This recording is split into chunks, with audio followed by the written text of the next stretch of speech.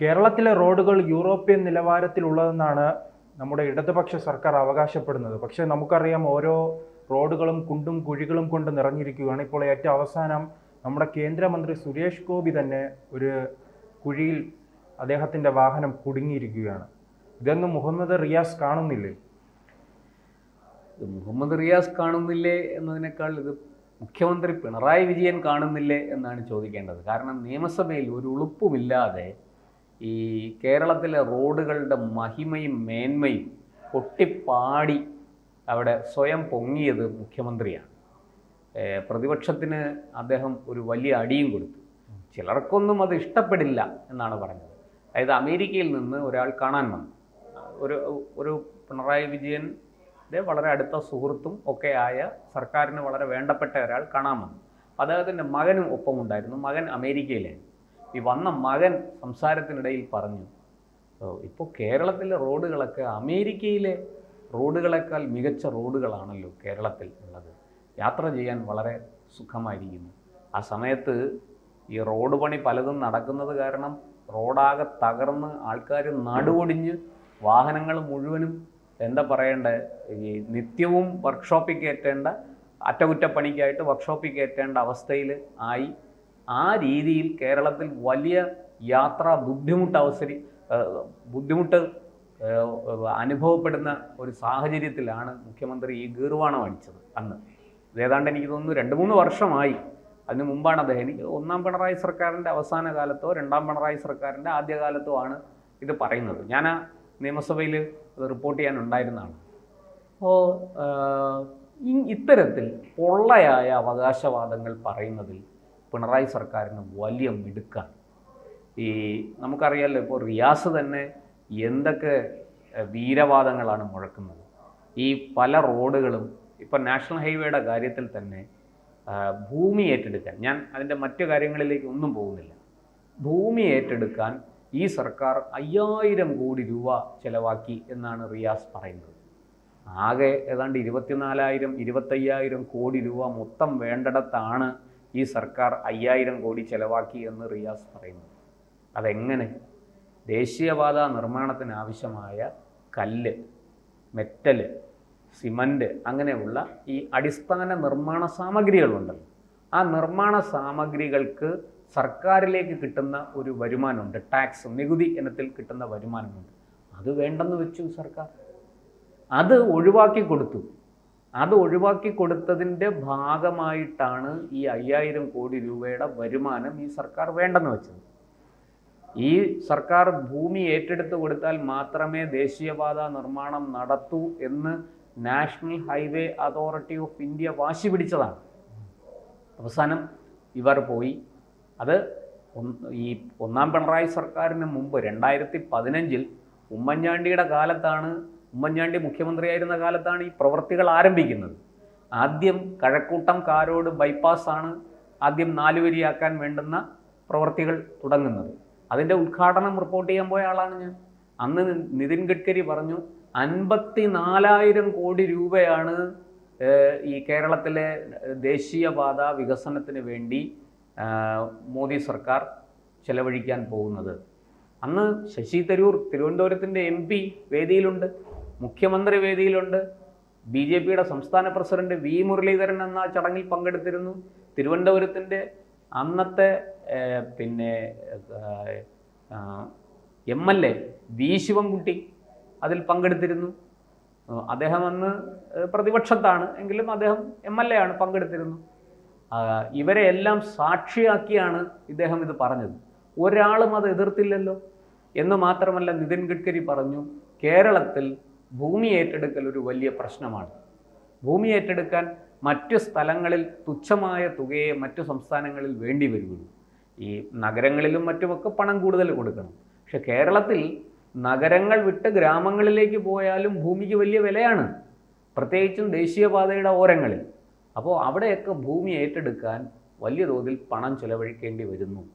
അപ്പോൾ ഞാൻ ഈ വിഷയം ഇവിടുത്തെ MP-യുമായിട്ട് ചർച്ച ചെയ്തു. ശശി ഇതാ ഇവിടെ ഇരിപ്പുണ്ട്.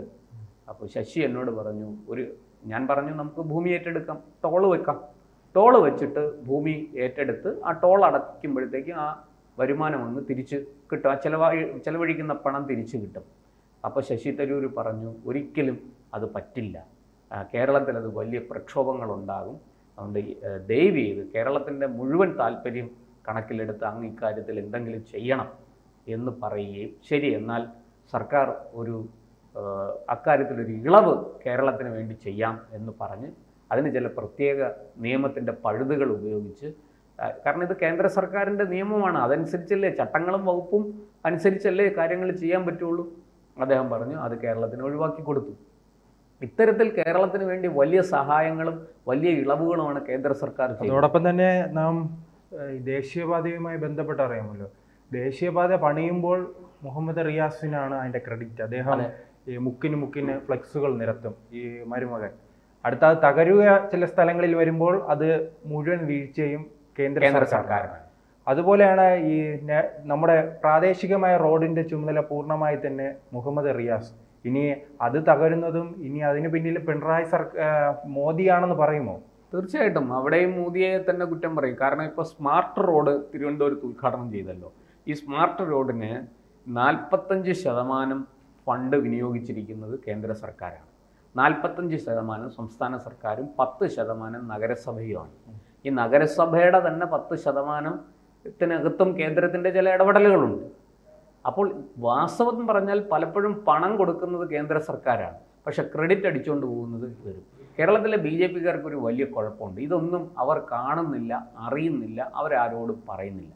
പ്രധാനമന്ത്രിയുടെ പേരിൽ എത്ര പദ്ധതികളുണ്ട്, പ്രധാനമന്ത്രി ആവാസ് യോജന തുടങ്ങി, ഇതൊന്നും നരേന്ദ്രമോദിയുടെ വ്യക്തിപരമായ പേരിലല്ല, രാജീവ് ഗാന്ധിയുടെയും ജവഹർലാൽ നെഹ്റുവിൻ്റെയും ഇന്ദിരാഗാന്ധിയുടെയൊക്കെ പേരുകളിൽ, വ്യക്തിപരമായി പേരുകളിൽ പദ്ധതികൾ നിലവിലുള്ളപ്പോഴാണ് ഒരു മോദി പദ്ധതി ശ്രീജിത്തിന് കാണിച്ചു തരാൻ പറ്റും.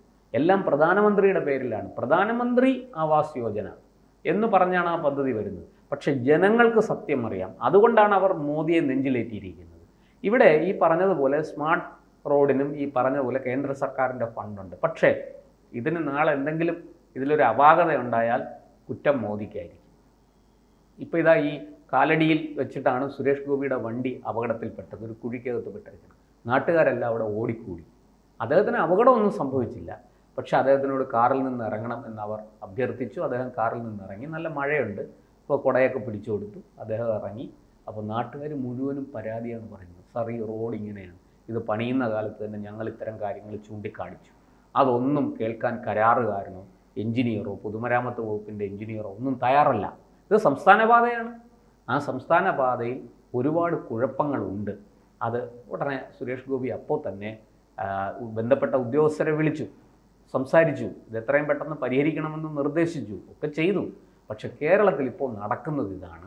മുഹമ്മദ് റിയാസ്, ഇത് പൊതുമരാമത്ത് വകുപ്പ് നേരത്തെ ജി സുധാകരൻ്റെ നിയന്ത്രണത്തിൽ ഒന്നാം പിണറായി സർക്കാരിൻ്റെ കാലത്തുണ്ടായിരുന്നു, നമുക്കറിയാം. അന്ന് ഈ ജി സുധാകരൻ്റെ നിയന്ത്രണത്തിൽ കാര്യങ്ങൾ പോയിക്കൊണ്ടിരുന്നപ്പോൾ വലിയ പരാതികളൊന്നുമില്ല, കൃത്യമായിട്ട് കാര്യങ്ങൾ നടന്നിരുന്നു. അഴിമതി ആരോപണം ഒട്ടും തന്നെ ഉയർന്നിരുന്നില്ല. അദ്ദേഹം 5 കൊല്ലം ആ വകുപ്പ് ഭരിച്ചിട്ട്. സാധാരണ പൊതുമരാമത്ത് വകുപ്പിനെതിരെ അതൊരു വെള്ളാന വകുപ്പാണ്, അഴിമതി നടക്കും എന്ന് പറഞ്ഞ് വലിയ ആക്ഷേപങ്ങൾ ഉള്ളതാണ്. കാരണം ഉമ്മൻചാണ്ടി സർക്കാരിൻ്റെ കാലത്ത് ആ മന്ത്രി തന്നെ ജയിലിലാകുന്ന അവസ്ഥയുണ്ടല്ലോ. അതെ, ആ മന്ത്രി തന്നെ ജയിലിലായ അവസ്ഥ ഉണ്ടായിരുന്നു. ജയിലിലാകുന്നൊരു സാഹചര്യം സൃഷ്ടിക്കപ്പെട്ടു. അദ്ദേഹത്തിനെതിരെ കേസ് വന്നു, അല്ലേ? എന്തിന് അവരുടെ മുസ്ലിം ലീഗിൻ്റെ പത്രമായ ചന്ദ്രികയ്ക്കെതിരെ പോലും ആരോപണം വരുന്നു. ചന്ദ്രിക ഉപയോഗിച്ചാണ് ആ അഴിമതി പണം വെളുപ്പിച്ചത് എന്നൊക്കെയാണ് അന്ന് ആക്ഷേപം ഉയർന്നത്. എന്തായാലും അതവിടെ നിൽക്കട്ടെ. ഈ സുധാകരൻ്റെ കാലത്ത് ഒരു പരാതിയും ഇല്ലാതിരുന്നു. ആ വകുപ്പാണ് ഇപ്പോൾ റിയാസ് കൈകാര്യം ചെയ്യാൻ തുടങ്ങിയപ്പോൾ എന്നും അതിനെക്കുറിച്ച് പരാതിയാണ്. നിർമ്മിച്ച റോഡുകൾ പലയിടത്തും പൊളിയുന്നു, പൊട്ടുന്നു, കുഴികൾ രൂപപ്പെടുന്നു, വണ്ടികൾ കുഴികളിൽ വീണ് അപകടത്തിൽപ്പെടുന്നു. ഇത് ഒരു പ്രതിഭാസമായി കേരളത്തിൽ മാറിയിരിക്കുകയാണ്. ഇതിനെക്കുറിച്ച് മുഖ്യമന്ത്രിക്ക് പണ്ട് നിയമസഭയിൽ വലിയ ഗീർവാണമൊക്കെ അടിച്ച് വീരവാദം മുഴക്കിയ മുഖ്യമന്ത്രി, അത് നമ്മുടെ ഭരണനേട്ടമായി ചൂണ്ടിക്കാണിച്ച മുഖ്യമന്ത്രി ഈ വീഴ്ചകളെക്കുറിച്ച് എന്ത് പറയുന്നു എന്നറിയാൻ ജനങ്ങൾക്ക് വലിയ ആഗ്രഹമുണ്ട്. അദ്ദേഹം ദയവായിട്ട് ഇക്കാര്യത്തിൽ പ്രതികരിക്കണം എന്നുള്ളതാണ് എനിക്ക് ഈ അവസരത്തിൽ പറയാനുള്ളത്. കൂടുതൽ വാർത്തകളും വിശേഷങ്ങളും നിങ്ങളിലേക്ക് എത്താൻ ABC മലയാളം സബ്സ്ക്രൈബ് ചെയ്യുക, ബെൽ ബട്ടണും അമർത്തുക.